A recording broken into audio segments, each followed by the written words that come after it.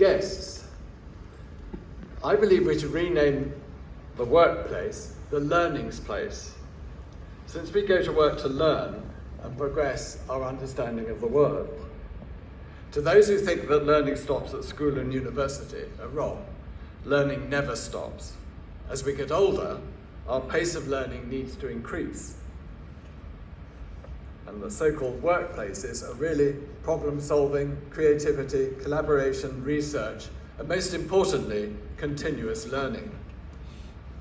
For this reason, Dyson campuses invariably bring together laboratories, studios, collaboration spaces, study spaces, and recreation spaces. In the case of our Malmesbury campus in the west of England, it also includes an undergraduate village, and advanced university-style teaching labs. This is where Dyson undergraduates live, study for their engineering degrees, and work alongside engineers and scientists who are global leaders in their field. They learn and they work on real products. They make real contribution to state-of-the-art from day one. We positively encourage our undergraduates to think against the grain, to come up with completely new ideas. Dyson people at all levels and of all ages work and learn together continuously. Our oldest engineer, for example, is in his 80s, and like me, and I'm only just slightly younger, he's still learning every day. We have no choice but to learn. We're pioneering entirely new technologies with no precedent to follow, no textbook to learn from, and I wager that we understand the challenges facing technology better than any university department. The future of work and the future of education is one and the same. Education is a never-ending continuum. While we're at it, I also happen to believe that far more could be achieved, and faster, if more people adopted the mindset of an engineer.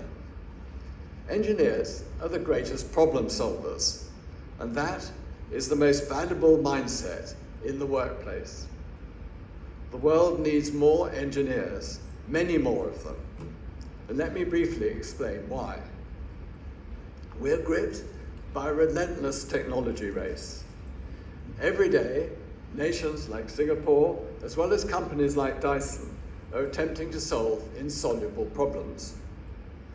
There are big problems which are global in nature, such as how we use finite resources efficiently, important matters of sustainability, as well as food security, energy security, healthcare, and aging populations. The list goes on. But there are also smaller problems which are equally important to those affected. The stakes are high and the solutions are unknown, but the prize for those companies and nations that make the breakthroughs is big. Overcoming challenges, however big or small, requires the problem-solving mindset of an engineer. They are the best placed to find pioneering solutions. All effort should be made on encouraging more of them and learning from them, and something that Singapore is thankfully very good at. Few countries have a level of commitment that Singapore has to innovation, to technology, and to engineers. This is one of the reasons we've chosen Singapore to be our global headquarters, to develop new and exciting technologies here in the spectacular and inspiring surroundings of the wonderful St. James Power Station, which we're proud to call our home. Sadly, not all economies have the same foresight as Singapore. Over many years, I've gone to every one of the UK's newly appointed Secretary of State for Education to complain about the huge shortage of engineers in Britain. None offered a constructive solution or even listened to ideas. But when I asked Joe Johnson, the UK's minister at the time, he gave a different answer. Start your own university, he said, using a new law he was about to introduce. And 5 years ago, the Dyson Institute of Engineering and Design welcomed its first Dyson undergraduates.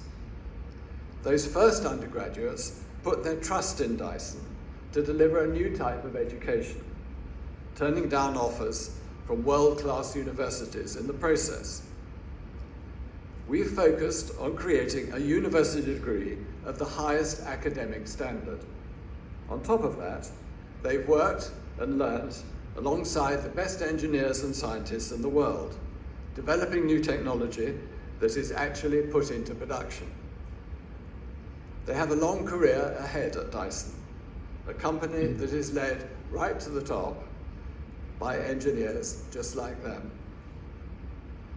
Dyson undergraduates, by anyone's standards, have achieved remarkable results with their degrees, but they've also experienced of working on the cutting edge in a globally technology-focused company.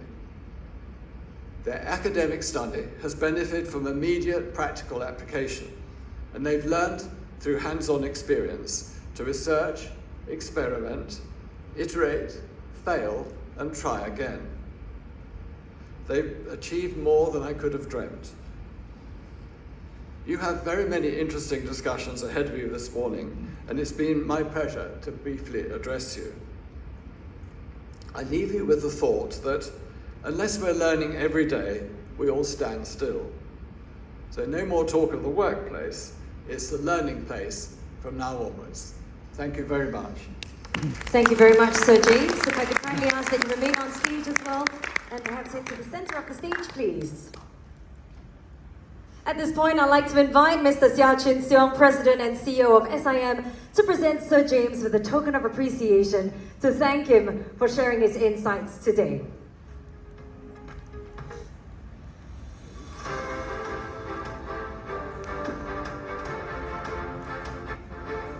A warm round of applause, ladies and gentlemen, as we thank Sir James for joining us this morning.